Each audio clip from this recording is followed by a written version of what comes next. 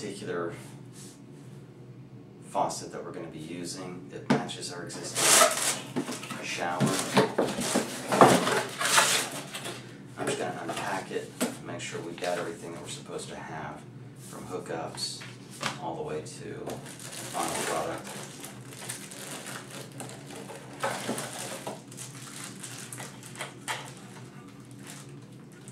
Here they've marked the line here as hot, so that's obviously the cold line. I'll pull that off of there and see how that attaches. Okay. Make sure this one, pull that off. It has two rubbers in there. I'll put that cap back on it for now. I'll leave it in the plastic. Okay.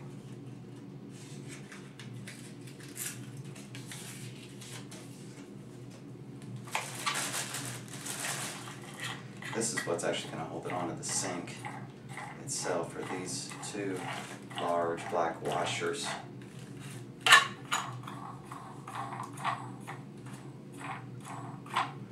And we don't want to over tighten these when we're putting it on, because if we did, it could cause a crack. And I'm going to just lay out my parts so as I need them, I can grab them. I'm going to be careful because I don't want to scratch the finish on that. A couple little adapters so I don't have to sweat the lines, and those go in there with these cotter pins, and that'll make it suitable for our supply hose to tighten on there. And we'll be putting that on there in just a moment. Pop-up trap assembly. There's the stick that comes down to the wand that goes into the feed. Here's the nice top, little rubber gasket. I'll go ahead and cotter pin, saw that jump. Okay, there's that cotter pin, two of these. The thread obviously needs to be furthest from here, so when we put that together, it'll actually be able to feed on the supply line. So we're going to remove our cap. I'm just going to quickly inspect the two rubbers there, make sure that they're nice and tight. This is going to fit down the side of there, walk it down. I can look through right there, and I can see that there is an additional,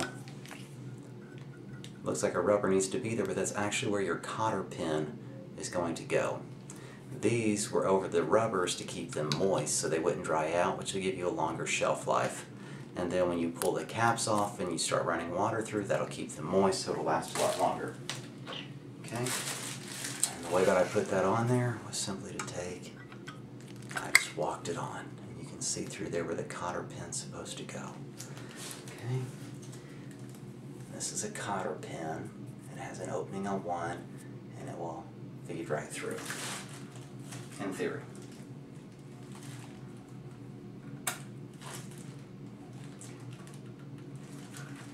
And in case you missed that, let me get you a close-up of that. We're just going to take and we're going to slide it right in those holes. Slide it right in those holes right there. There. And this one's marked hot. This one is cold. The temptation here is to go ahead and put my hoses on, but don't do that yet, because when you go to slide it through the tiny opening, your hoses may be too fat around the top to fit through there. But we'll do that before we set it. 3 different holes. This is where our faucet will sit. This is for our pop-up or our drain kit to sit. We're going to go ahead and we're going to start with the pop-up kit here, because once we put the handles on, it will be very difficult to situate that. Now, I don't need that anymore.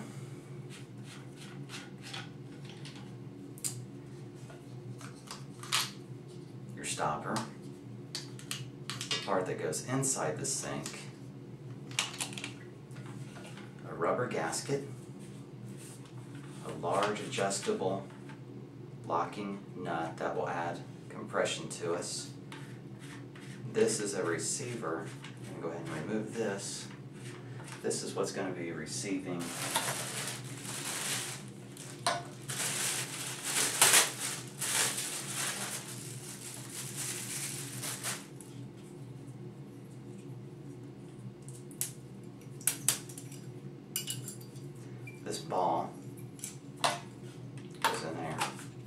receiver comes down over the top, and this goes on here as part of the pop-up mechanism. Okay? Right now, the only thing we're worried about is getting this and this put together. I like to put a little Plumber's Putty, and it'll squeeze out, so you can be as generous as you want.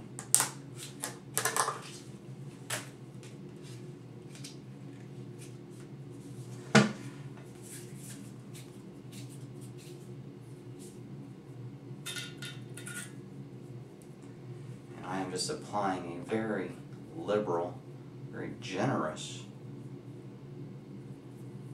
amount. And this will get squeezed out as we tighten it down. Need to add just a pinch more, as you can see, right in there. This will keep the water in the sink and down the drain line instead of outside of the drain line and into the cabinet below. Okay? It'll fill any voids that may be in the molding system. Now, just to show you the inside how I'm doing this, it might be good for some of you to know. There's a nice little hole right there. Okay. This is actually going to be sitting right here. I'm going to go ahead and give that kind of a little squish into place. You can see where the plumber's putty is already squishing out. This is going to get threaded from behind through the bottom of this and into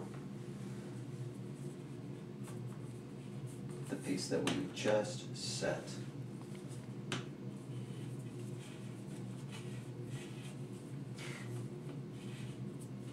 Little trick to help getting the threads lined up: you turn it counterclockwise. Don't start threading it immediately. You just turn it counterclockwise. A few turns, that'll help the threads to line to where you're making sure to get good attachment.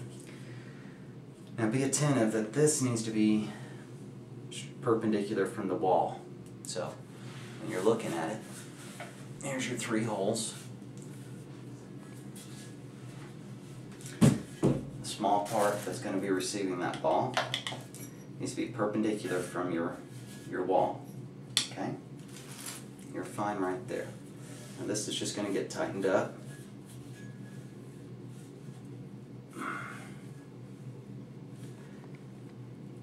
You can use channel locks, which is an adjustable pliers. You can use a crescent wrench if you have one, or you can use brute force if you have one. I'm going to try this on here. This is a plumber's wrench. It's used primarily to get into tight spaces, but it has such a nice big jaw that I can use it to tighten this down and get a little leverage on there. Don't want to over tighten it. Too much pressure, pop, ceramic's done. You got a crack. Back to the store. Go ahead and I'm going to set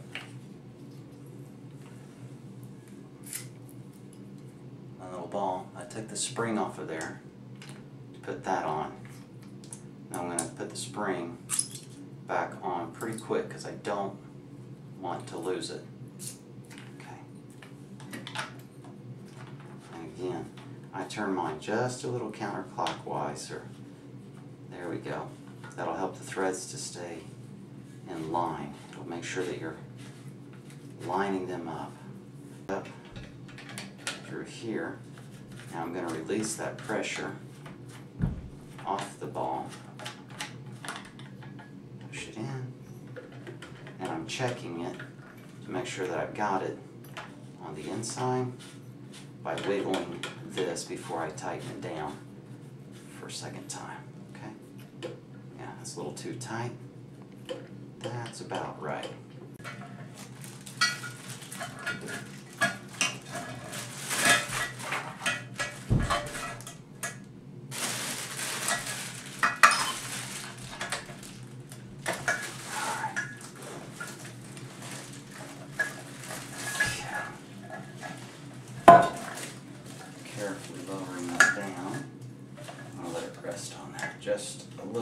help hold it into place.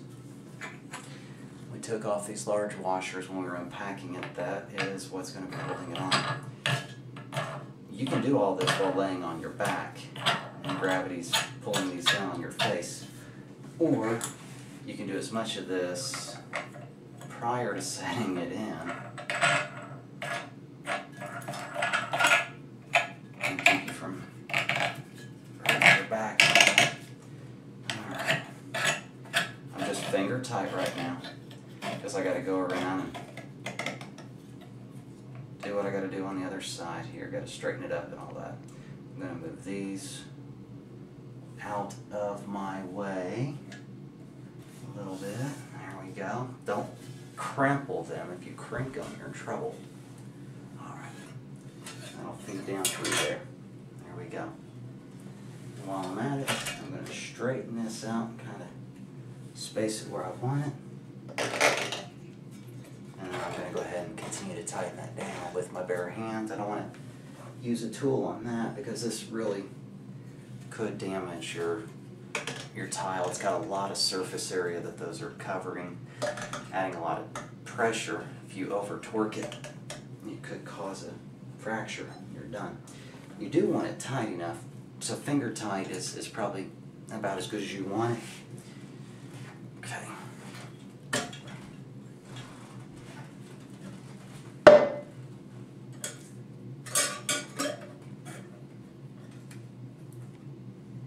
I'm going to try to get my lines manipulated out of the way. Okay.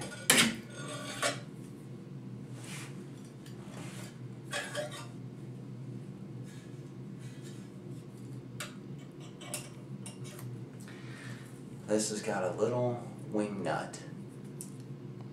Your pull from the top gets fed in there and the wing nut gets tight and that adds pressure. The other side goes on the line that had the little ball that moves up and down. What we're going to do is we're going to go ahead and we're going to put this on the line with the little ball where we think it ought to go. And I'm just going to eyeball this first. It looks like right about in there is where I want it to go. Okay. I'm going to back my pull up. And I'm going to feed it through.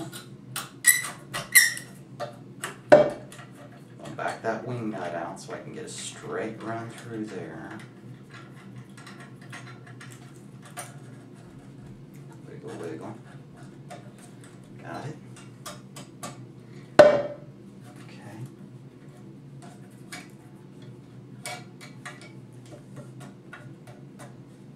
Alright. Tighten down my wing nut.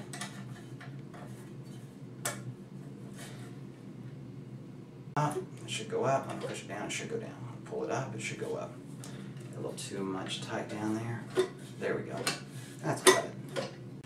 One more thing that you can do before you put it back down in the hole is to add your supply lines now.